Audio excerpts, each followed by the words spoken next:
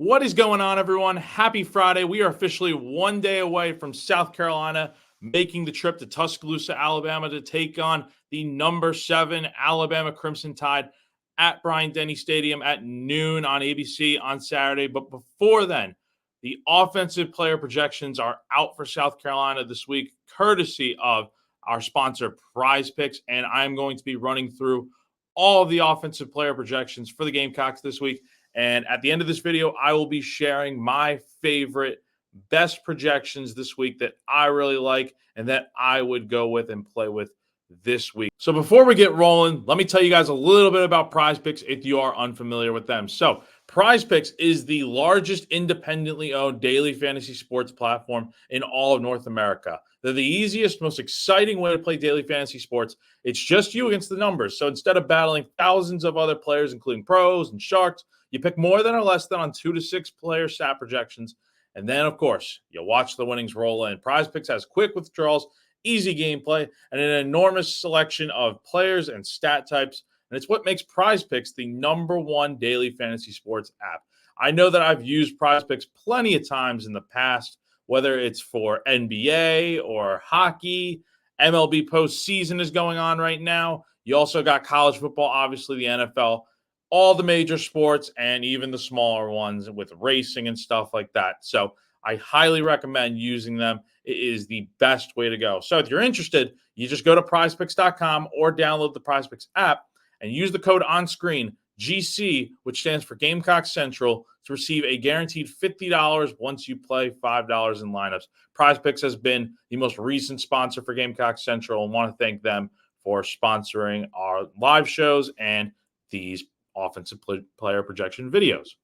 So let's go ahead and dive right into South Carolina's offensive player projections for this week's matchup at Alabama, starting out with starting quarterback Lenore Sellers. So he has got the most projections of the bunch this week for the Gamecocks, and he's got 5 of them to look at. And again, all of them are going to be more than or less than. So passing yards are listed at 170.5. His pass plus rush yards are listed at 204.5. His rush yards alone are 27.5. His passing touchdowns are going to be 1.5, so he would need 2 to break for more than. And his longest rush is 14.5 yards. So I really like what we've got looking at here with Sellers. So when it comes to Sellers, he obviously has the most projections to look at.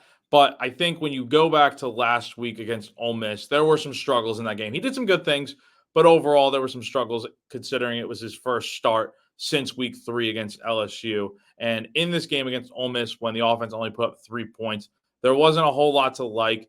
If it's anything worth noting, he hasn't been able to throw for more than 170.5 passing yards in the air. And with Jared Brown out for this week, that is official according to the SEC availability report on Wednesday.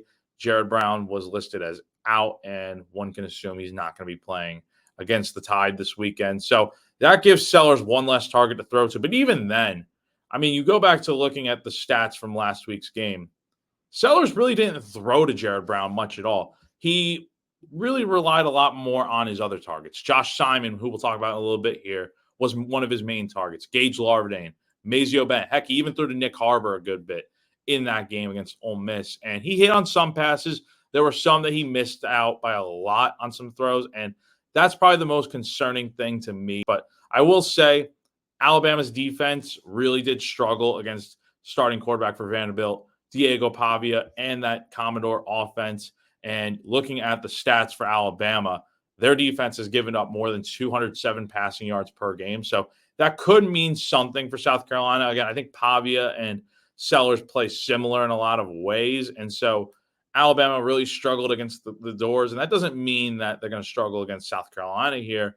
But I think Sellers is a much better quarterback than what we saw last week. We've seen him play pretty good at times this year. The Kentucky game, I thought, went pretty well for him, all things considered. The first half against LSU was easily his best play so far this year. And so I do think it's going to be tough. It's on the road, but I do think he is due for some sort of bounce back game, and we could see him have a nice day, especially through the air against that Tide defense. So the next guy we want to look at here is Rocket Sanders. And just like Sellers, he's a guy coming off injury, made his return last week, did play a little bit in the Akron game a few weeks ago, but as it's well noted by now, he left in the first quarter of that game and didn't return to action. So he dealt with a little bit of an ankle injury, but he returned last week, didn't play a ton, although he did lead all running backs in snaps played in that game against Ole Miss. But I mean, he carried the ball 8 times for 29 yards, averaged just under 4 yards per carry. So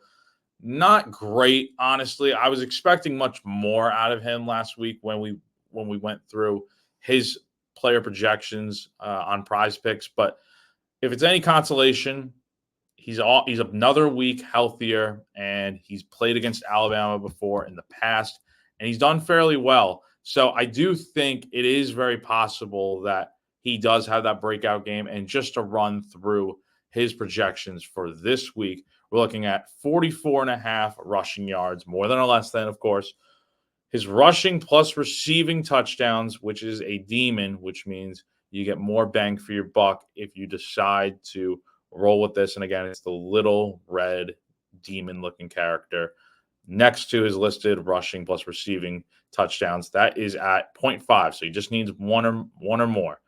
Then his longest rush is listed at 13.5 yards. So I do think I think these projections are kind of low for him, to be honest. And maybe that's just because Oscar Attaway was starting at running back for South Carolina last week, and Sanders was kind of returning from injury. But I do think, if anything, another week healthier should lean towards more of him kind of returning to form, getting more carries, because when he gets those carries, when he gets them in bulk, he is typically pretty good and should be able to shatter all these projections. But again, if he's not fully healthy, we're kind of looking at the same thing as last week potentially. But it seems like he'll be ready to go this week.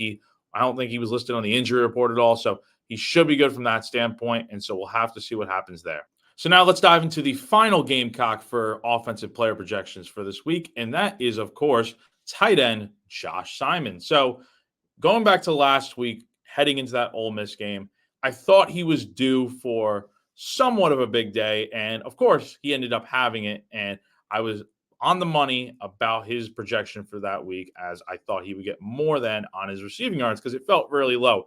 And this week, I feel like that number's in a pretty good spot. You're looking at 20.5 receiving yards, and again, that's more than or less than. So when you're on PrizePicks, I'm really liking what he's got there. I think he's going to go for more than. I'll tell you why.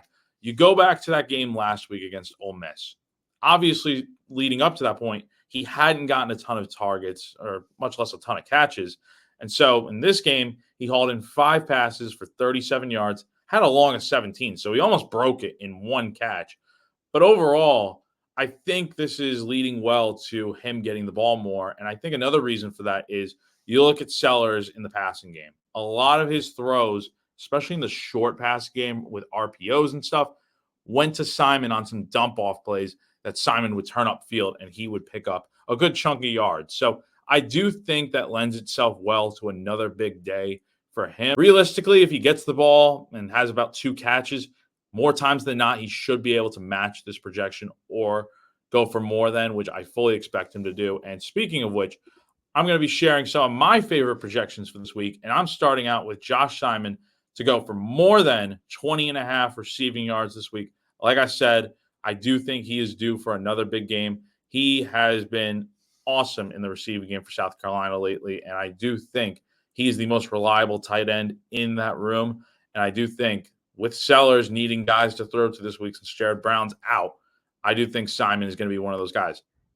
And then another favorite projection of mine for this week is Rocket Sanders going for more than half of a touchdown this week. So that means all he needs to do is get into the end zone once in this game, whether it's a rushing touchdown or a receiving touchdown. All he needs is one.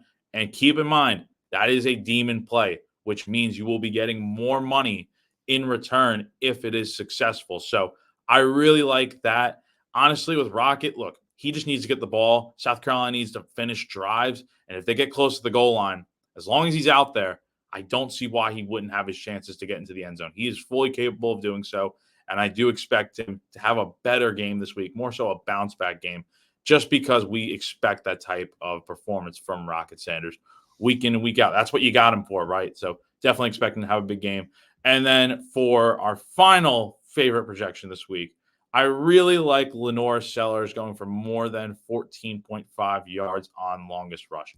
He had some really nice runs against Ole Miss last week. He ran for 55 yards in that game, had a long of 30 on 15 carries. So there's no reason to believe. Look, here's the thing with Sellers. It's not the fact that he's running a lot. He's running a lot because his receivers are failing to create separation and get open. So when that happens, when the pocket collapses, he's on the move trying to make a play through the air. But when he can't, he's going to take off and run. So I think that leans really well into him potentially having a nice long run. Again, Alabama's defense really hasn't been all that so far this season. Maybe that changes this week, and maybe I'm just wrong about all this, but I really do feel good about Sellers at least breaking off one run for a big gain, and he should be able to go for more than what the projection has for. And so that is going to do it for all of the offensive player projections for this week, courtesy of our friends over at PrizePicks.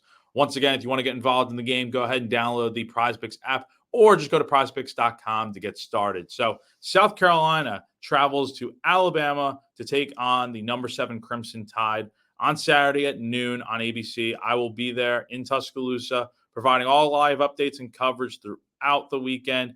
And so that is going to do it for now. I'll be back on here again next week as we look towards the Oklahoma game and all of the offensive player projections that come with that game out in Norman. So take it easy, guys, and I will see you guys again next week.